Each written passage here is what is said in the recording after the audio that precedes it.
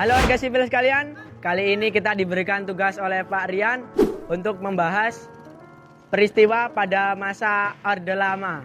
Salah satunya adalah masa demokrasi terpimpin. Sebelum tahun 1959, Indonesia menggunakan sistem demokrasi parlementer dengan partai yang banyak.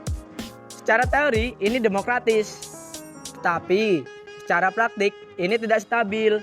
Kabinet jatuh bangun, rata-rata tidak bertahan lama, dan negara sulit mengambil keputusan jangka panjang.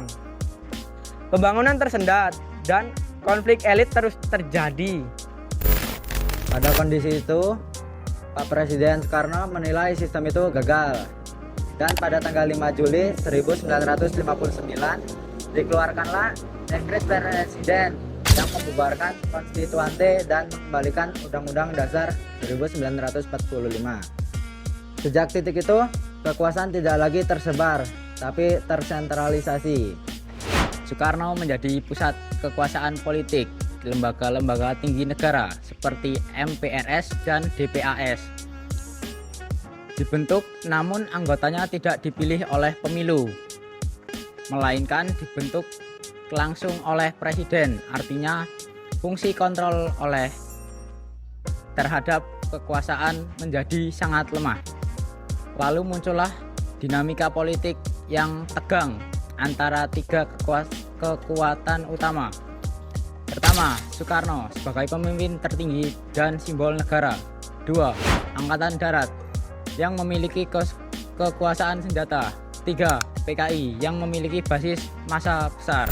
Untuk menjaga keseimbangan, Soekarno mengusul konsep Nasakom, yaitu nasionalis, agama, komunis, yang bertujuan menyatukan ideologi yang secara fundamental saling bertentangan. Secara politis, ini menciptakan keseimbangan sementara, namun secara struktural, ini menciptakan konflik laten. Dalam politik luar negeri, Presiden Soekarno membagi dunia menjadi dua kubu, yaitu Old Nouveau dan Nouveau. Old Nouveau atau Old Established Force adalah negara-negara barat yang imperialis dan kapitalis. Sedangkan Nouveau atau New Emerging Force adalah negara-negara baru yang ingin lepas dari dominasi barat. Indonesia diposisikan sebagai pemimpin Nouveau. Sikap ini meningkatkan citra Indonesia di panggung internasional dan global, tapi membebani kapasitas negara yang ekonominya saat itu masih belum siap. Beberapa kebijakan besar lahir di masa ini. Proyek mercusuar seperti Monas, Gelora Bung Karno, dan Hotel Indonesia.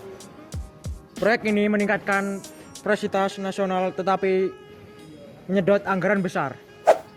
Konfrontasi Malaysia yang bahkan membuat Indonesia keluar dari PBB. Pengangkatan presiden seumur hidup yang memperkuat stabilitas jangka pendek namun mengorbankan prinsip demokrasi. Masalahnya stabilitas tanpa kontrol tidak menghilangkan kesalahan, hanya menundanya. Akibatnya ekonomi mengalami krisis berat.